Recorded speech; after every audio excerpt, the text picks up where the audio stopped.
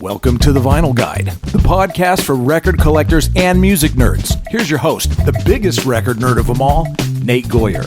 Well, great googly moogly. Hello, everyone. It's Nate. Welcome to episode 522 of The Vinyl Guide, the podcast for record collectors and music nerds. And ladies and gentlemen, you read the message on the tin. Today, we are welcoming the number one Funketeer himself, Mr. Bootsy Collins is on the show. Now, Bootsy, as you know, he's an absolute legend. I mean, I'm sure you're all familiar with him. And today we have a chat. We cover a lot of ground. We talk about his time with James Brown. We talk Parliament and Funkadelic. We talk Buckethead. We talk what's happening with Praxis reissues. We discuss Bootsy's solo work, the super rare records of his early life. We deep dive a bit into his philanthropy, which has become an increasingly focal point of Bootsy's work over the last decade or more. Bootsy's got a brand new single with Buckethead, Mental Health, which we talk about. And we even discuss a project with his wife, Patty, a podcast, which they are keen to chat with, as well as Bootsy's continued focus on giving back to the community through music and action.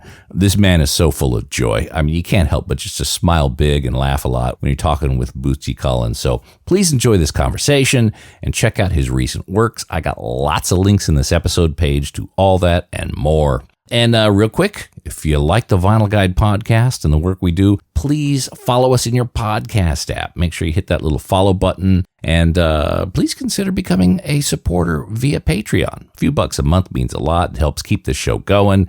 So head over to patreon.com/vinylguide, and your support is appreciated.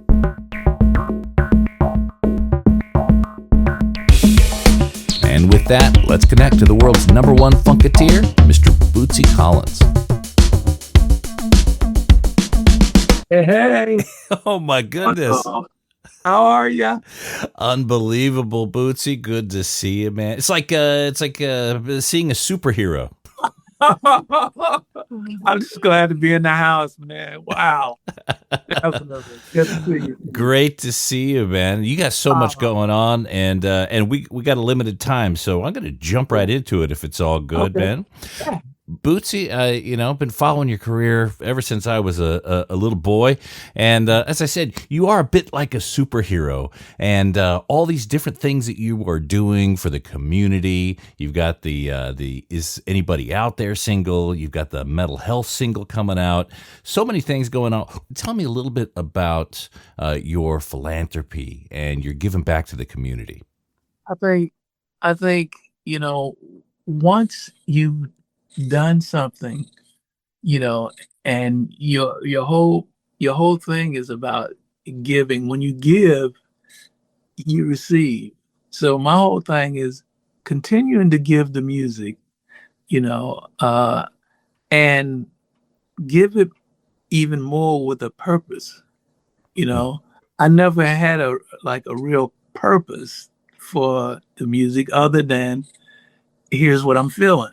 I want you to feel good like we feeling, I want you to vibe with this, but to have a purpose, is a whole nother outlet for me. And if you ain't chasing something, then there's no reason to hunt, and this is my new way of chasing. I'm chasing this now, and it gives me,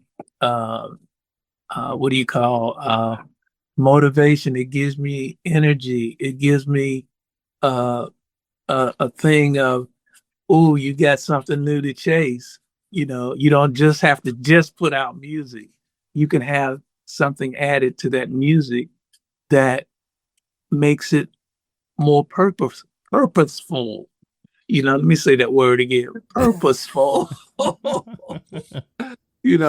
So and I think that that will enhance not only what I've done, but the end results of what I'm doing and why I'm here and why you're here, is not just to do what you do, but be who you are, and this whole thing I had to find out, you find out by going through those experiences, it's like, why would I want to go on the road because I'm chasing girls.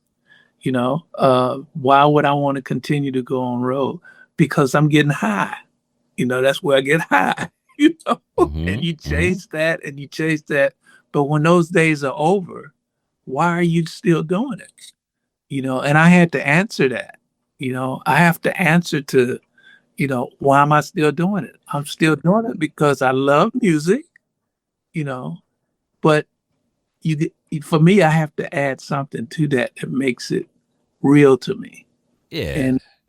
And so that's where I'm at right now. You've always struck me as an artist that thinks bigger anyway, because even much earlier in your career, you were giving back. Again, my perspective, you were always giving back to other musicians that were guesting on their spots, working with people like Buckethead, who were kind of unknown at the time or relatively unknown in comparison. But that's always kind of seems to be in your DNA to think of the larger community. Is that fair? That's very fair. And that's pretty much what's kept me, I guess, what you could call sane.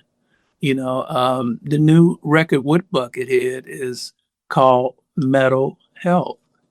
And it's a tip to the hat of mental health, because we all kind of go through it, whether we know it or not.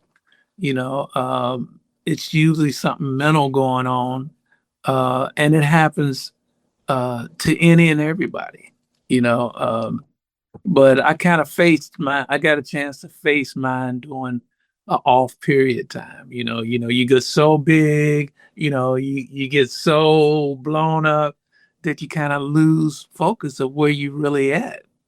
And so you start having a mental depression, Jimmy called it out early, manic depression,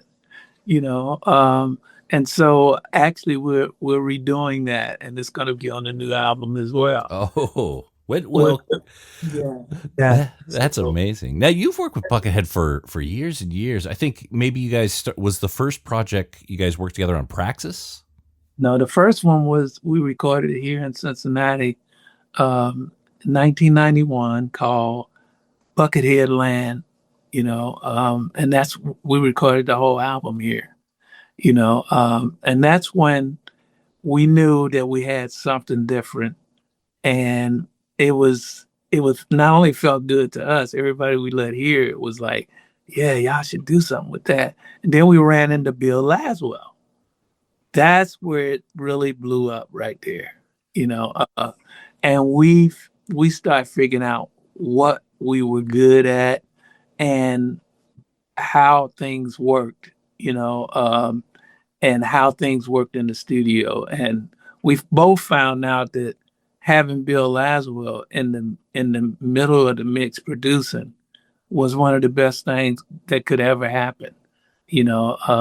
Recording there in New York. We was talking the other day about how much fun we had recording Praxis. People don't know that, people think, you just go in the studio and just have a blast, but you be coming up with stuff. It's fun to come up with stuff, but putting it all together, that's a whole nother thing, Yeah. Because that first album, Transmutation, I remember that CD, and you had Bernie Worrell and Brain, he's a friend of the show here. So, we can't even find that record on streaming, let alone vinyl. Any idea why or when it could get reissued? I have no, I don't really follow, that stuff and what happens. A lot of people ask me, why come so-and-so ain't on the, I personally think it's because, they probably messing with the ducats. They probably ain't. That's always the reason, it seems. Yeah. Yeah. So that's my thought on it, but I don't know for sure why it's not on there, Okay. But Yeah. Now, in a lot of the bands you've been in, maybe even going back to Parliament Funkadelic, Yeah. those early albums, Uncle Jam's Army, Up from the Downstroke, how much was rehearsed and practiced before going in the studio, and how much was made while the tape was running? Pretty much what was made while the tape was running. I would always have some kind of idea in my head, before these little tape recorders came out and stuff. I would you know, practice the riff, and that would be all I know until I get to the studio. Once I get to the studio, it's about telling everybody, talking to everybody, and getting a vibe. That this is, we want to do this. Then when we go to the bridge, when we make the change, when we do this, that's pretty much all it is. And then that's when we start to really practice and play it.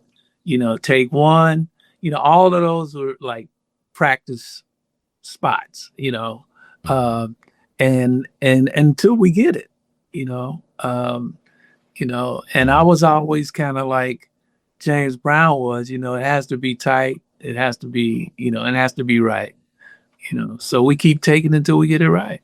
So it's almost, I would imagine, it's a bit of yin and yang between how James worked and how George worked. Yeah, it was, James Brown thing was always tight. You don't miss no notes and make sure it's on the one. Did you now? James is notorious for fining musicians for doing goof ups on the night. How do you remember how much you had to pay? Not too much because we wasn't really into him finding us. We didn't have no money no way, so it was like he find us. What you gonna do? Take our money? So after he realized that didn't really work, he stopped doing it. Because we wasn't really there for the money. Which later on we found out we probably should have been. But we were there because we thought we had to pay him. It was like just to be around this cat. Like James Brown was so big, we never thought we would ever, be in the studio with him. And then we wind up on the road with him, so. Now, tell me, which came first, James Brown or some of those projects like House Guest or Booty Phelps and the Complete Strangers?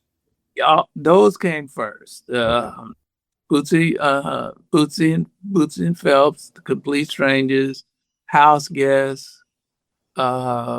Actually, Complete Strangers was the one that led over into James Brown. We was the Complete Strangers before we got with James Brown.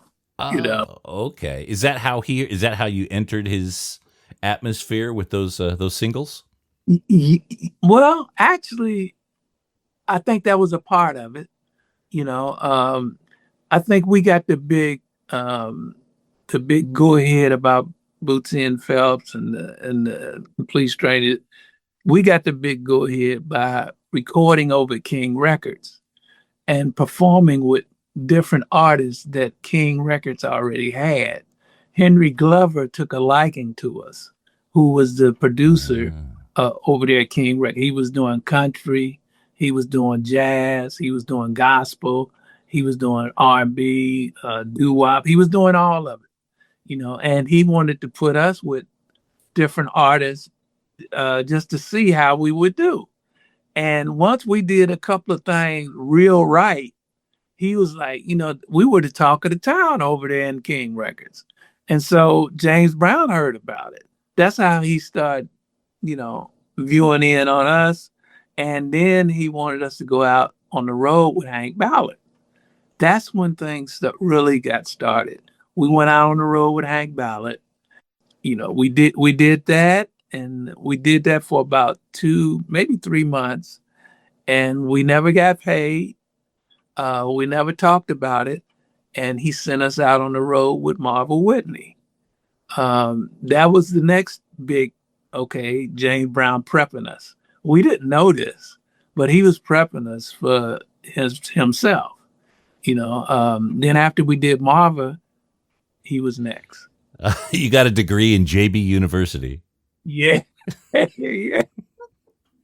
It was good. It was good though. I mean, I must say. Oh, I must. Yeah, it must have been like someone going to boot camp, music boot camp, and it just really kind of. Australians have a saying: it puts the iron in you. Yeah. Or on you. Oh. Now, King Records, that was run by Sid Nathan, if I recall. Yeah. Now, did you spend much time with Sid, or was that just purely? No, it was mainly the studio. I mean, the whole thing, was we didn't even go upstairs. He was, his office was upstairs. Studio was like on the first floor, and then you walk down a couple of steps. Studio. That was, we usually came in the side door because that's where all the musicians would come in through. We never came in through the front because the front was the office. The front was where you walked into, and you had the art department. You had the distributing. So they had 45, they had LPs, all that stuff. We would go up there once we got finished recording just to see the records and see the artwork that's getting ready to come out. So it was like Disney World. It was Disney World. Yeah. King Records, as a record collector, King Records are almost bulletproof. They're kind of like those old Blue Notes, to where no matter how handled, how well loved they've been, they always sound really well. Yeah. And so that must have been really. Now, we deal a lot with collectible records and things like that. Oh. Are you a bit of a record nerd, Bootsy? I still got tons of records that that I had back in the day. Okay. Yeah. Excellent. Yeah, I know you've got this new album of the year, #1 Funketeer, on the website, this 2 LP set. So I would imagine you've got an affinity for vinyl. Is that your preferred format to listen to? Yes, that's definitely it. Vinyl, analog, that's it. Mm-hmm. I mean, there's no sound like that. I mean, I compare it to those, the warm lights, and then you got the hard, bright lights. Even in the house, I hate those hard, bright lights. Give me the warm lights, and it's a beautiful thing. Yeah. Very good. Now the new projects you're working on right now, you got an upcoming album with this single with Buckethead. Oh, and Victor Wooten's on it too. Right. Killer. Killer. Yeah. And you said that, and Is Anybody Out There? Both of those are going to be on the new record? Those two are on, yes. No. So this is Patty speaking. Is that okay? Patty? Sure. Absolutely. She knows the details. So, Metal Health is an album by itself with Buckethead and Bootsy and all the special guests. And then you've got Is Anybody Out There? That came off of the album of the year, #1 Funketeer. Title at that time was Anybody Out There. Right. When once I realized Bootsy wrote this song, and I was like, you know what? This is really resonating with me. He's been encouraging me to tell my story of abuse from a previous relationship for quite some time. So that song is what gave me that strength and ability to do it. So when he did it, we changed the name to Is Anybody Out There? Because I've been told that is one of the #1 questions that someone's going through domestic violence ask. Is anybody out there for me? Mm-hmm. So my podcast is called Is Anybody Out There? And the song is called Is Anybody Out There? And it released last Friday. Excellent. Yes. Okay, well, I'll put a link to that podcast in this episode page as well. Thank you. Thank you for that clarification. Mental Health is out too, right? Yeah, Mental Health came out the week before Is Anybody Out There came out. So it's out now. Yeah.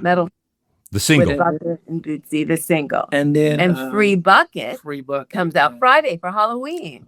Yeah.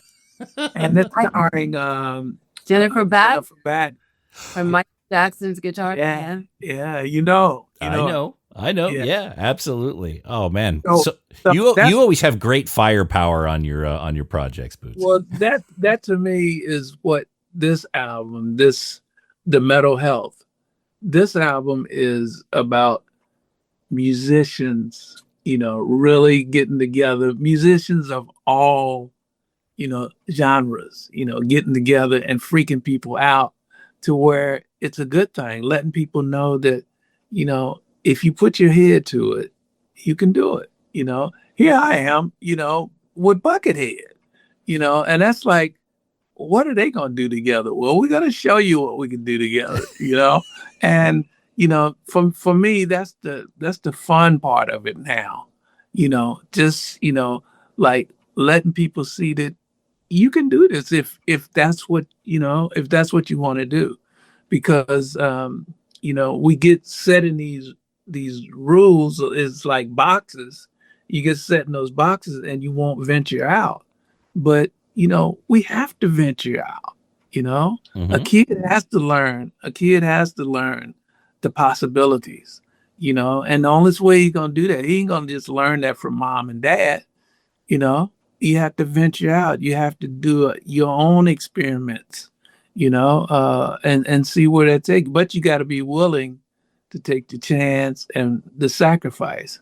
So you might win, you might lose. That's a chance you have to take. Well, you don't lose if you take the chance anyway. Right. Yeah. What's something? It's curious because again, the collaborations you have with Buckethead have been quite up my alley. What's something you learned from playing with Buckethead? When to stay out of the way and when to get in the way. I think that's a lesson probably for all of us. My wife's still trying to tell me that lesson. That's I mean, most of the time we never learn. We never learn, especially the guys. Guys are terrible at it. But at the same time, it's like, for me, that's the fun part is knowing, like, and feeling what your partner is gonna do. Like, okay, I can feel like he wants to really, shred right here. So let me stay out of the way. So let me ask you a question, because both you guys, you're very well known for headgear. When you're recording, the glasses, the mask, the hat. I mean, do you remove them so you have the visual cues? He has to, now. Bucket has to have his bucket on, right. And the mask. He got to be Buckethead. I kind of have learned how to. I'm like half and half.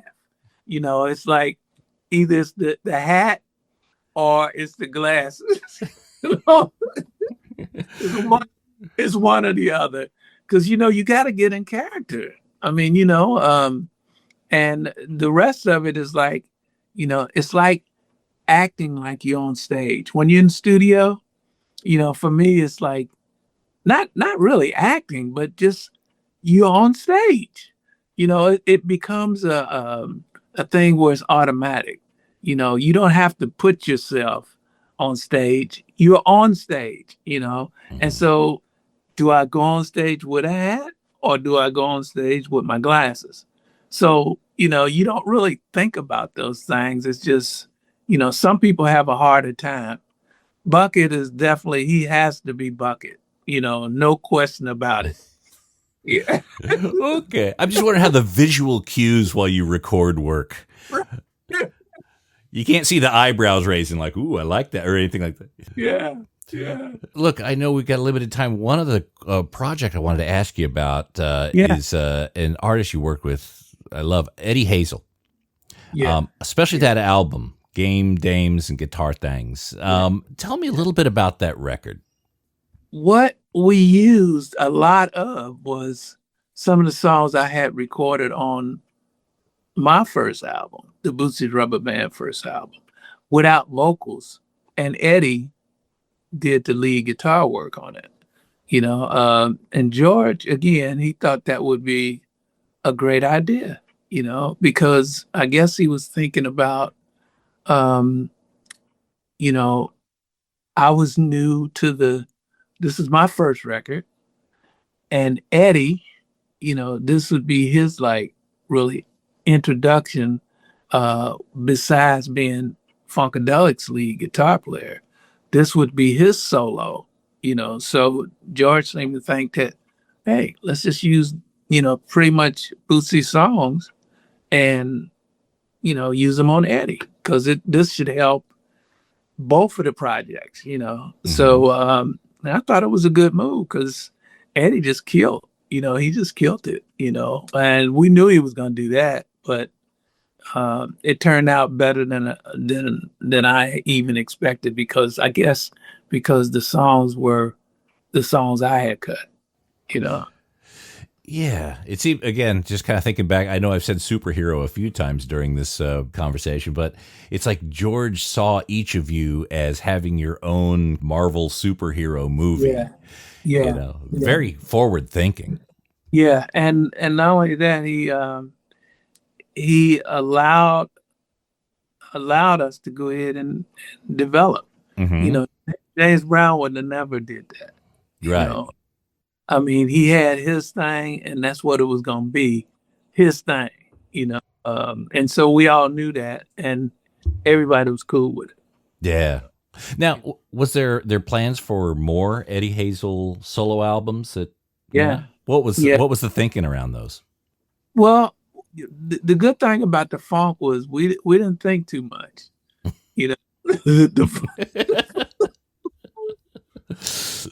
When you're down with the funk, you don't have time to think. There were a lot of things going on. I understand. But the back seat, I mean, the studio couch, I mean, there was just stuff going on, so we didn't really have time to think. It was like when it's time to hit it, like you said on the Horny Horns record, when you hear the horns blow, you better be ready to go. So we had a lot of fun with it, but we really didn't have time to think. When I go back and think about those days we spent in the studio, I don't know how we got stuff done. I mean, it was so much going on. I don't know how we had time to do all of those things we were doing. Didn't sound like a lot of sleep was happening, but it definitely wasn't. It definitely wasn't. But it was like, oh, we've got a free weekend. Let's do a Eddie Hazel record, or let's do, Bootsy. What are you doing next Thursday? Let's get everyone together. And no, we didn't. It was never pre-set up. It was always, oh, let's go to the studio.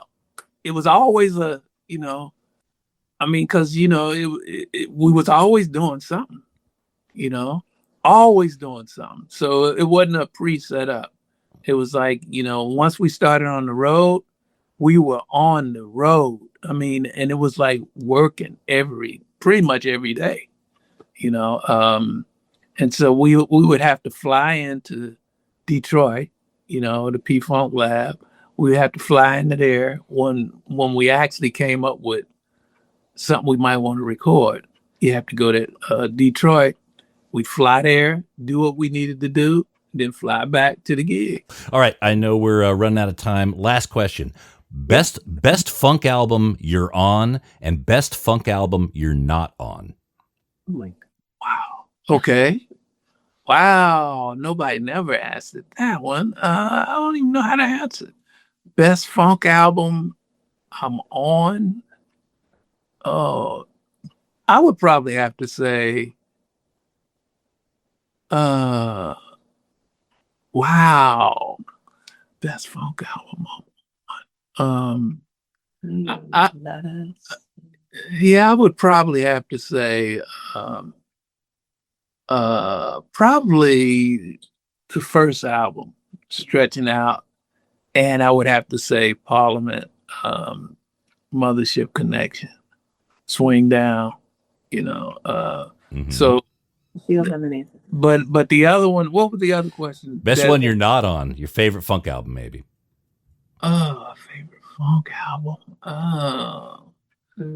Ooh, I probably can tell you the favorite funk single. Will that work? Sure. Whatever. Actually, probably whatever record you're jealous you're not on, maybe. Oh, wow. No, I never felt that way. Yeah, that's a tough one for him. I think. Wait a minute. Let me try to come up with some. Okay. Was it Reach For It that George Duke did? Was it Reach For It? Yeah, I think it was Reach For It. I was in the studio in Hollywood across the street from where he was at, and he wanted me to come over to put vocals on Reach For It while I was recording The Name Is Boots. And I couldn't go over, and he messed around and finished the record without me, and it came out to be a smash. Both of them, The Name Is Bootsy and Reach For It by George Duke. So yeah, I guess that would be the one. God bless George Duke. And you, Bootsy. Thanks again. Take care, Patty. Appreciate you. Be well. All right. Cheers.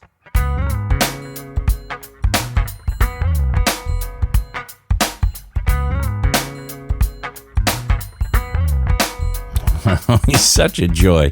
I just had this smile on my face for hours afterward, and just listening to him talk brings it all back. So again, I got lots of links in this episode page to Bootsy's recent works, and hope to have him back on the show. We'll continue doing some deep dives, and maybe one day we'll see some of those Praxis reissues on vinyl. That would be amazing. And that's it for this episode of The Vinyl Guide. Thank you so much for tuning in. Thank you to everyone who's sharing these episodes on social media and leaving us positive reviews. And if you haven't already, please take a moment to hop on Apple Podcasts or Spotify. 5 out of 5 stars. Say something nice. That is always appreciated. And we'll be back shortly with a brand new episode. So until we talk next time, you all behave yourselves. And thanks again for listening to The Vinyl Guide podcast. Cheers.